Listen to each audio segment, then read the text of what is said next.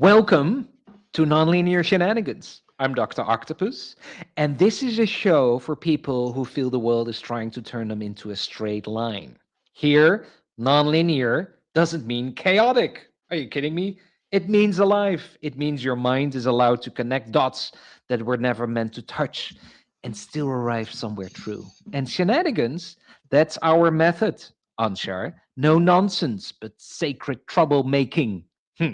A serious kind of mischief. I love the word mischief that loosens the grip of the obvious, so something better can enter. Mhm. And then there's Answer, a name that carries direction, a reminder that even when the path disappears, there's still a north inside you, a signal through the noise, a quiet intelligence that says, keep going, motherfuckers. Every week, Answer and I take what's happening in the world and turn it gently, bravely until a new angle appears. Not to win the argument, Answer, but it's to widen up the room. So take a breath. You, audience, make some space between thoughts and let's begin. Welcome to the show. Hi, Answer. Hi. And this is episode number one, the introduction to nonlinear shenanigans. And Ansher and I just need to do this. We know each other now for how long is it? 4 years Yeah, and come up on 5. almost five. And this has been, you know, always been creating under the surface. Like we need to do something like this. And I think now it's the right time.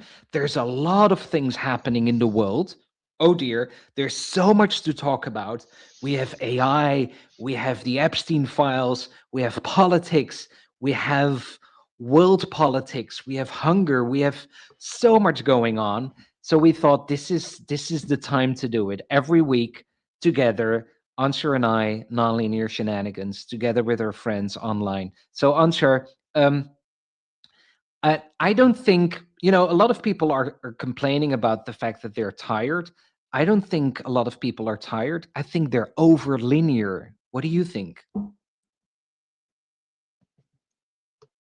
I think it's about the story that you tell yourself.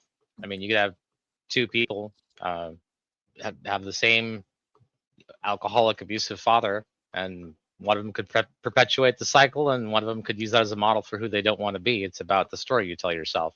You're not what happens to you, you're how it affects your behavior. So if you see challenge as exhaustion, and I'm not talking about, how how things drain you, your spoons. I'm saying if you see an exhausting situation as a challenge, as an opportunity for growth, then you're not going to be tired. You're going to be excited. The body doesn't know the difference between nervousness and excitement. That's all up in your head. That's cool. We need to keep that with us. Let's because this is the first. So we're exploring today where we're gonna go with this whole series of podcasts about nonlinear shenanigans. And if you're listening right now and you want to share your ideas, your thoughts, please comment. We will put them on screen as well. We will talk about it. But for now, let's what is nonlinear thinking, Answer? I get this question a lot. Let me first answer it very quickly, what I always say, and let's deep dive for the sake of it, for the fun of it, for the shenanigans of it. What is nonlinear thinking? For me, nonlinear thinking is not. It's the opposite. It is nothing. It's empty. It's not thinking. Of course, there's thinking, but not um, creating the answer. It's not doing anything. And I love that with the book. I have it here where in Egypt a museum bought a old artifact and they had done their x-rays and it was like hundreds of years old and it was very expensive and very special and there was only three of them in the world and they bought one and everybody was excited about it and they did all the checks and all the x-rays and all everything. Everything. And according to linear thinking, it checked all the boxes. It was real. It was really hundreds of years old. And it was standing there in this room. And for the first time, the employees of that museum could see it. And it was one lady who came into the room and she said immediately, "Boy, that looks fresh." And, not thinking about anything, just observing, just the nonlinear mind speaking. And later on, they found out that the artifact was fake. But I'm I'm curious how Anshar, our I chief mean, in 1,000 of years, it's critical still going to be an thinking, anthropological artifact. It's all a matter of right? perspective. It's all a matter of perspective. But what is our chief of critical thinking about nonlinear thinking? How about that as a sentence, by the way? At what level would you like me to answer that? I know our time is limited. Your own level. Go for it. This is All right. this is this is shenanigans. I'm not in Well, charge. there's two different approaches to the way that you think, which is to go off of the way that other people have always done it or what people assume to be true, and to design your own method or to explore something in a different direction. And I think that in a lot of disciplines, um, very, very specific ones, that spirit is still alive. When you become a doctor, for example, um, you'll get your initial education, but that's where your learning starts, not where it ends. When you become a subject matter expert, when you start focusing on a field, then it's all of the growing that you do from that point forward that defines your expertise. But So you we've start. moved. Sorry, I'm going to interrupt you many times, so I understand. So you start like medical school. It's a very good example, I think. So Mhm. all the training in medical school is very linear, right? This is what happens. This is the result. This is the connection. These are the tests. This is how it works. And then you become a doctor, and then something else happens. Then your gut feeling is going to um, combine everything. And I remember when I was in a hospital with my brain infection, and the neurologist came in, and they couldn't find the exact proof from my spinal tap. They couldn't find it, and with the microscope and whatever. And he said, "Don't worry, I know what it is. You have a brain infection. We need to treat it this way, and you need to do this and this and this. I can't prove it, but I know this is what's happening." And he saved my life. And Well, yeah, CSF and meningeal samples and an LP and all of that, isn't necessarily going to tell you, what kind of infection you have. I mean, you can look for things like clouding and cerebral spinal fluid, but um, that's not the only kind of infection that you can get, and it depends on whether or not you're inside the membrane, outside of the membrane, what the locality is. So, I mean, that's smart. he was smart, but he is the best neurologist in the Netherlands. So he's a dude for sure. But that's true, right? So there is. But do you think? And then continue with your explanation. And sorry to interrupt you, but do you think some people get stuck when they're in their training, in their linear pathway of training, and they can't release that they cannot, because it's not black and white. It's not like non-linear thinking is cool and linear thinking is bad. I'm not talking about that at all. It's both there all the time, but it's interesting to address both areas, where in most times we only address the linear area, right? Well, there has to be a barefoot irreverence to the process of learning. Knowledge isn't there to be worshipped. It's there to be understood in its own context. I mean, look at astrophysics. I mean, for a long time, we had this imaginary planet Vulcan that was there because we saw perturbations in the orbit of Mercury, and our explanation that we had at the time was to think that there was a planet there, even though we couldn't observe it.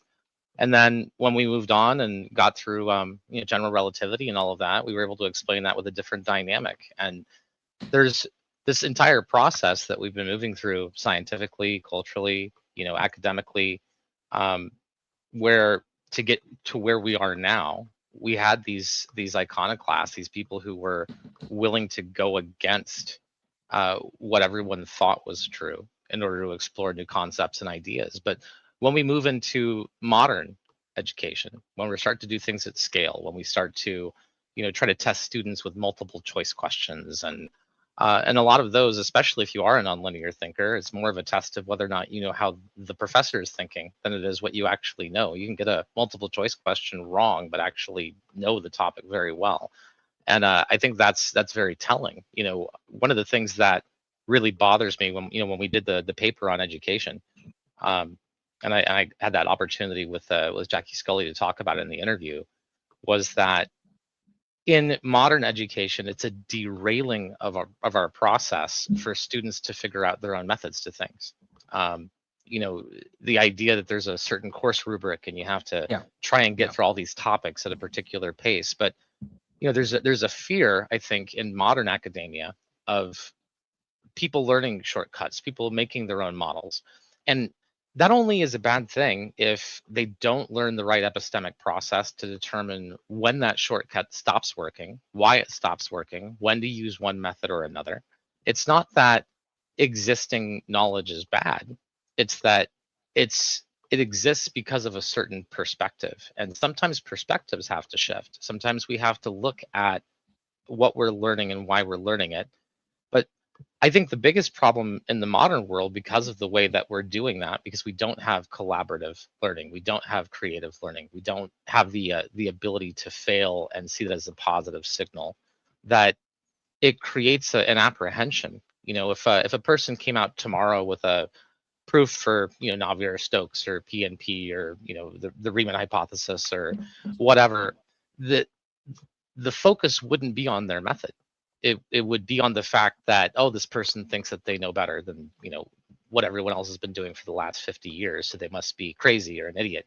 And it's that kind of thinking that got Galileo locked up, um, that made Newton and Tesla live in isolation. It's the weirdos, the people that are willing to question ideas, try things different, be eccentric. But also in our society, those people tend to have the lowest social skills. And it comes from a lot of interdisciplinary thinking. I mean, Newton, for example, one of the most brilliant people of our time, arguably, one of the smartest people of our time, and half of his library was filled with books on alchemy. He was Mhm. trying to see how you separate the mysticism and the metaphysics from the actual science, and where's the truth at. We have a medical discipline that's only been around for a few hundred years, and we've got literally thousands of years of ancient medicine that's been around and has worked very well for a lot of people. Are there parts of it that are crossed over into mysticism? Sure, but you can't throw the baby out with the bathwater. You defenestrate those ideas, then you lose the novelty of approach. I think that there's this problem with worshiping what's known, or if instead of an idea, things are a belief. And you can always test it. You can just ask a person, what would it take to change your mind? And if they can't answer that question, you're not It's a having good a question, eh? conversation. What does it change? What does it take to change your mind? Especially when there's stress, when there are things not going well. How cool sorry. How cool is that to ask, what does it change? What does it take to change your mind? And by the way, Jeffrey Brown, I totally agree with you. There's a difference between knowledge and understanding, of course. Um, I have a question, Ansher. Is it can we create something that we can say to ourselves so we can understand that we're in linear mode? Sure. Are you coming up with your own method, or are you doing what everyone else usually does? And sometimes those ideas are born of lots of different things. If you're a multi-potentialite or a polymath or something like that, maybe your first part of your career, you were designing ceramic kilns, because you were interested in doing pottery. And then maybe you moved into biomedical engineering and then started tinkering in organic chemistry and low sugar reactions in a lab. And then maybe after that, you started studying, neuroscience and the olfactory and gustatory system. If that person decided to become a chef, they might make a cake that could blow your mind because of Mhm. all of the things that they've taken from different disciplines and the things that they've learned. It gives them a novelty of approach. So So say it again. This is the question you should ask yourself to discover if you're in linear mode or not.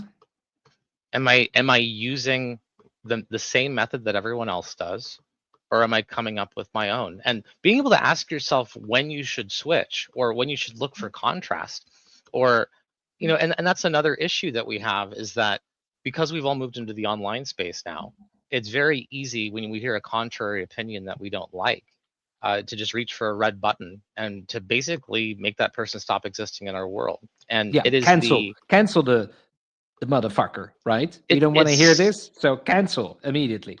it's Yeah, challenge that triggers growth. You've got yeah. to be able to put yourself in uncomfortable situations, listen to opinions that you don't agree with. Aristotle said that the sign of a developed mind is the ability to hold two contradictory concepts at once. Being able to switch positions with a person that you disagree with to see if you can argue their position effectively so that you truly understand what it is that they believe and why before you try your own argument. Can you switch positions with another person? If you can't, then it's a belief, not an idea, right? But Mhm. the other thing is that we have this idea, and it happens a lot of time. I think it's because of the way that a lot of us are taught in school. I think a lot of people, at least from my generation, grew up with that whole story of like the miracle worker and Anne Sullivan and Helen Keller, and um, they'll reduce a person down to just a couple of ideas and make them monolithic.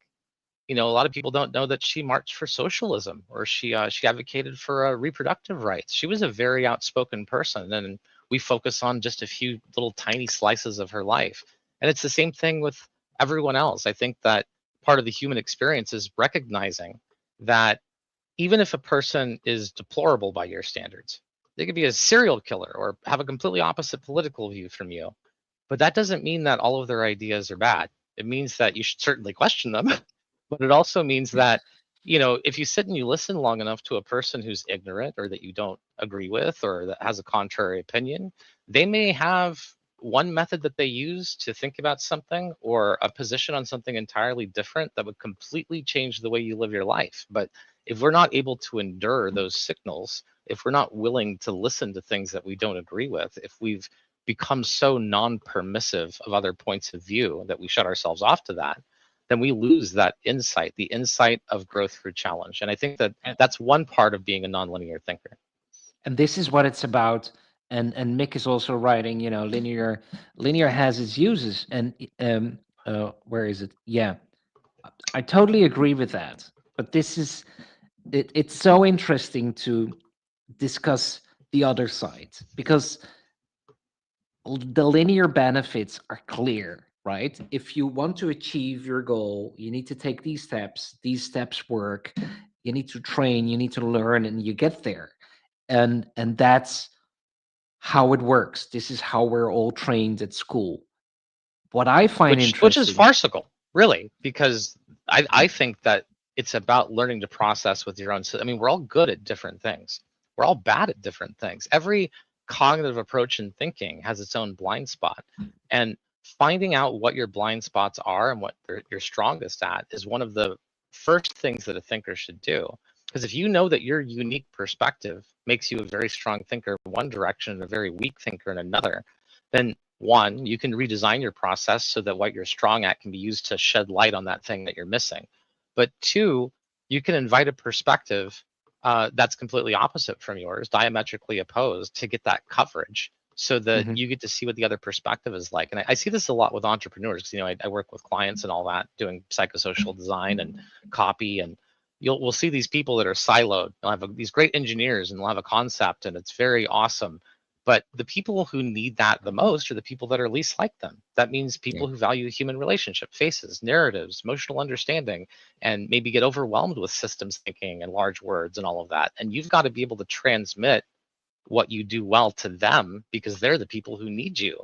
And that can happen when you get people that are together. But there's also this kind of almost schizotypal thinking that goes along with it because we're this failure driven society. Everything's like shame. We have this whole platform, LinkedIn, now where we've taken the premise of the facade of the job interview and turned it into an entire social media platform where no one's willing to admit their failures or shortcomings. It's just this performative like first date And if you impression. share a failure there, right? Nobody likes it. Nobody, like, oh God, I'm not responding any positive on a failure because, and then when something goes well, then everybody's celebrating. It's a weird system in that perspective. But failure, there's not a person out there who acquired a skill without failing to acquire it. And it's this weird liminal phase that we go through when we go into adulthood. Because when we're kids, it's up to a certain point, and whether the child's stumbling, learning to walk, or whatever, we all know that that's part of that process to succeed.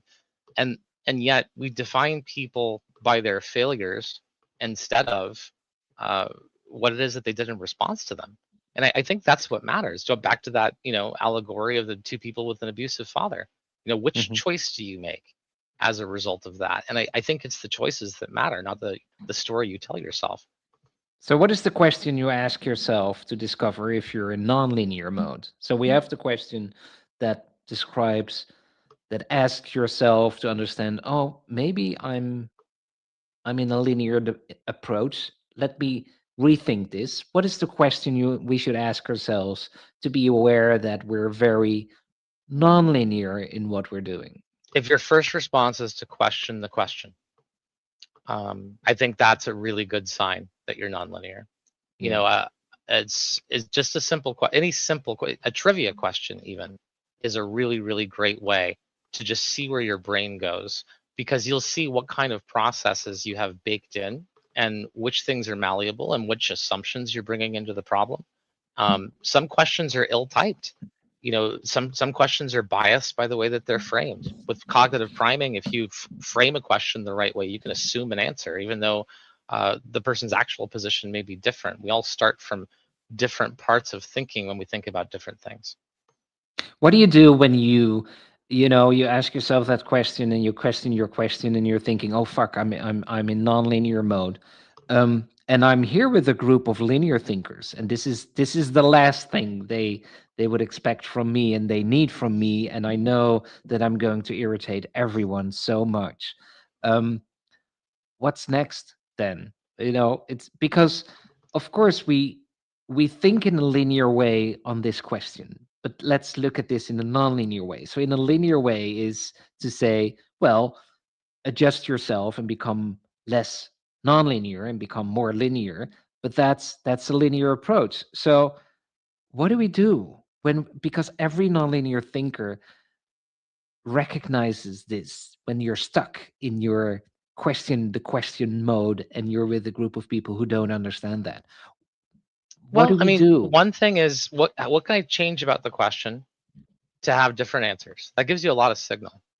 Before you even start to move into a solution space, one thing you have to determine is the linear method, the known method, the best way, or procedurally the best way? Because one thing that can get like nonlinear people on tests, for example, is they may use a different process to solve something or think about the problem space. And because of that, their method may be ingenious, but it may take twice as long. What is the thing that you're trying to get out of the question? Is it to answer it quickly? Is it to answer it best? Um, and then what assumptions are baked into the question? This is just an example for me because I'm a systems thinker. I'm a presence and absence thinker. Um, I think textually.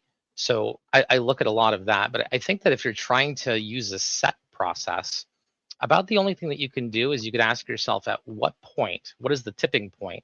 And Mhm. Eugen talks about this, at which a normal solution is not as good as a novel or a bespoke solution. Or what are the failure points of the traditional approach? Can you think, well, if I did this the linear way, what wouldn't I see? What would I not get out of that process? If you're a nonlinear thinker, that's a strong signal, but you also have to remember what the experience is like for everyone else. And I think this is the most human mistake that we make, is that we look at the behaviors and the decision making of other people, and then we make this mistake of projecting ourselves onto them.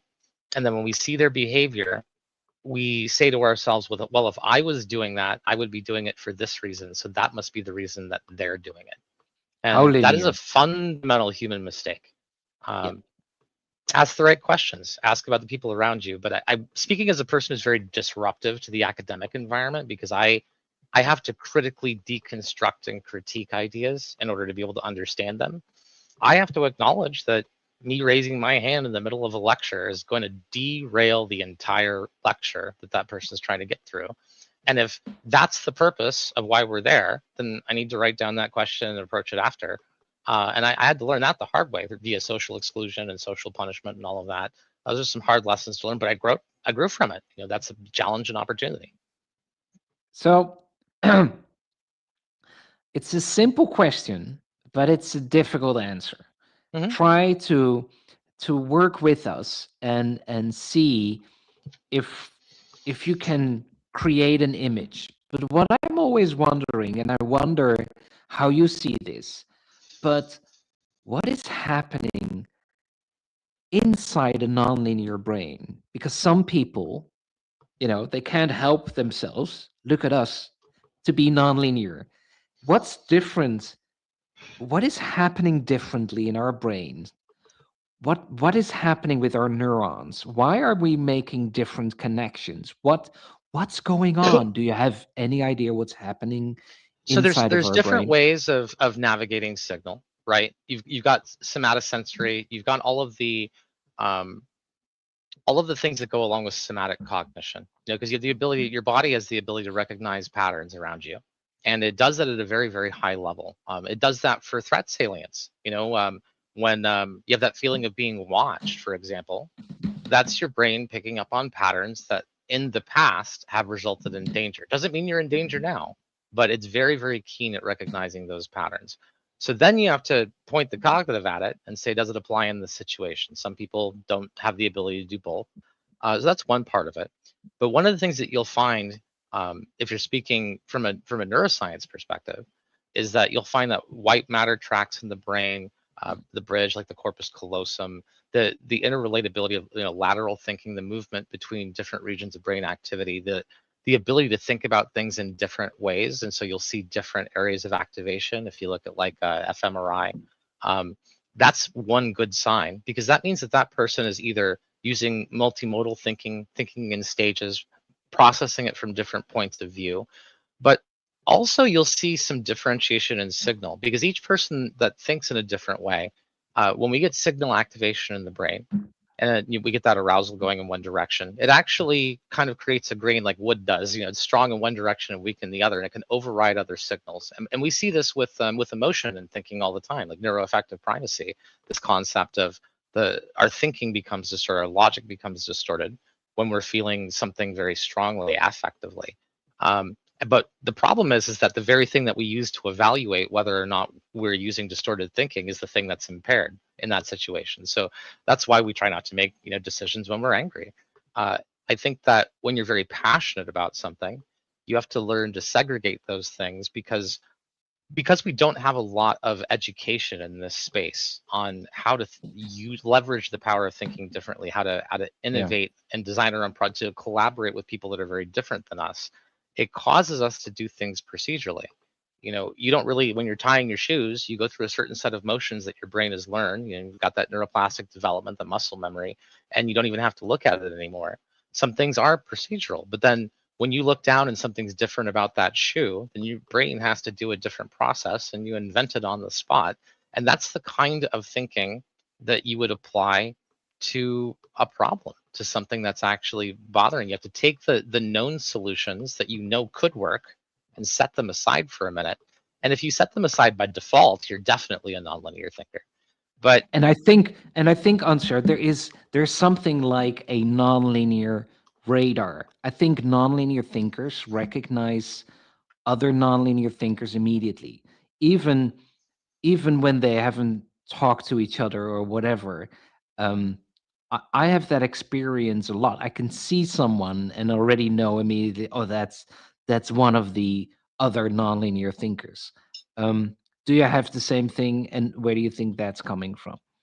I think that there are certain elements. For example, there's certain flavors of neurodivergence where people will do things like skip small talk entirely.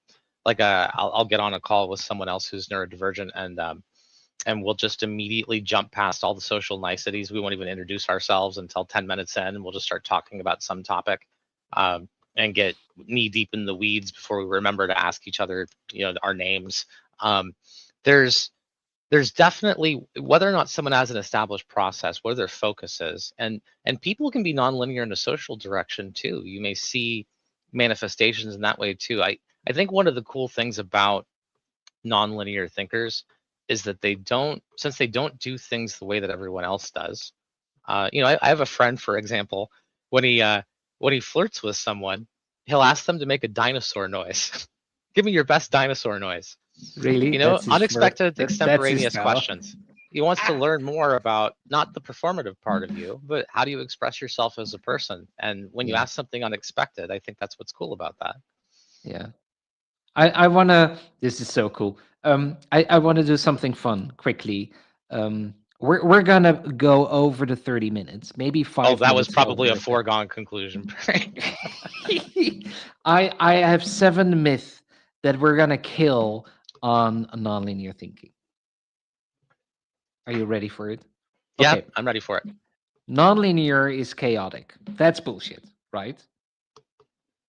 Yeah, totally. I mean, Yeah, but making for any assertion about something that just doesn't fit into a linear regularity or what people usually use doesn't necessitate it being chaotic, unless you look at entropy as the governing force of the universe and that we have temporary systems of localized order. Then you could say that all thinking is chaotic. But or we could but go into everything Duns is chaotic, Scotus and or everything is chaotic in a way, right? stochasticity in thinking. Then you could say, but there are systems that try to characterize thinking as volatility, like G-arch or black shoals, which I think is silly, since in behavioral systems edge cases actually become way more deterministic in a brain system. But yes, go on.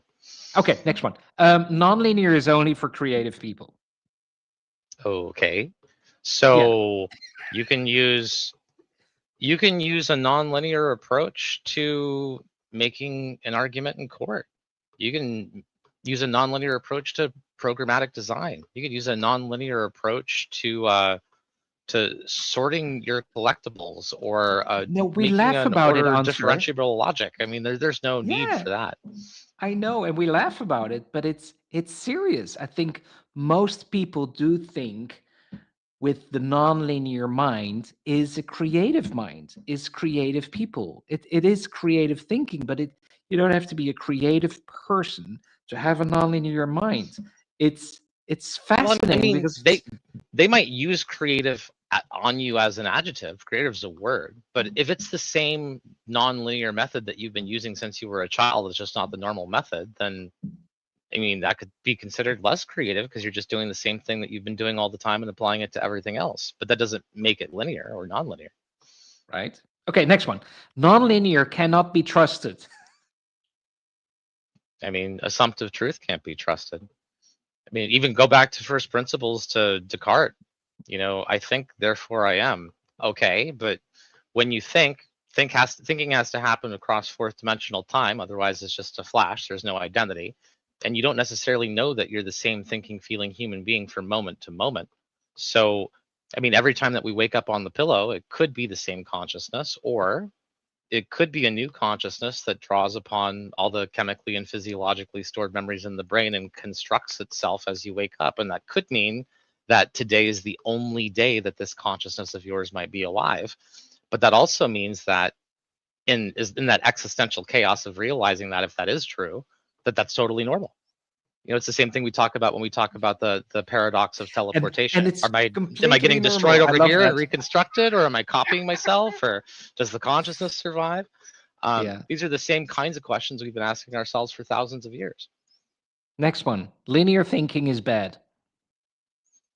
Bad is a qualitative, and you could say that anything is bad. Like Michael Jackson could say it's bad and it's good. And it's good. And it's very successful. Nonlinear is woo woo.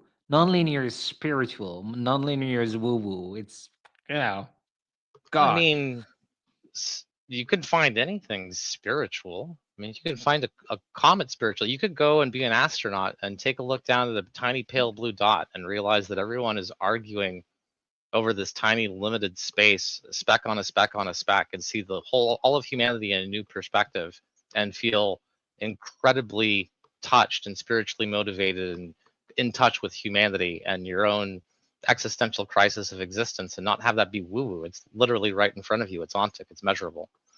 It's right in front of you.